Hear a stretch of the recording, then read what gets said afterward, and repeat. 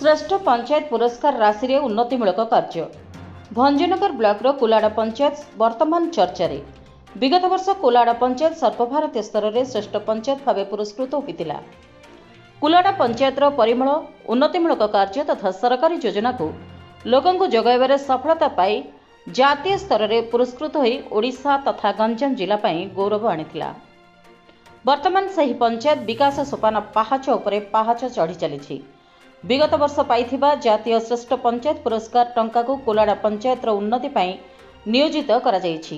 कुलाड़ा grammar मुख्य रास्ता कड़े थिबा सर्वपुरातन पोखरी को जबर दखलकारी माने निज कब्जा रखी दुकान बजार करथिले, किंतु वर्तमान पंचायत तरफरु सेठारे तहसीलदार अनुमति क्रमे बजार गृह निर्माण चलिछि।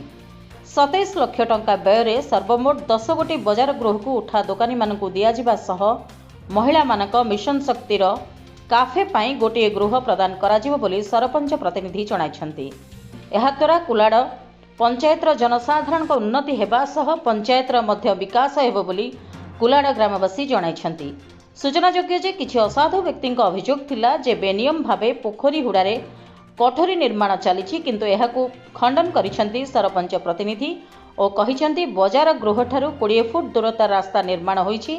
एही कोठरी निर्माण द्वारा कोनोसी रास्ता अवरोध, पोखरी उपरे प्रभाव किंबा ट्राफिक व्यवस्था खराब हेबो नाही बोली ग्रामवासी सूचना देबा सह पुरस्कार राशि को जनसाधारण कल्याण सकाशे व्यवहार करा जायथिबा जोगु ग्रामवासी सरपंच को साधुवाद जणाइछन्ति।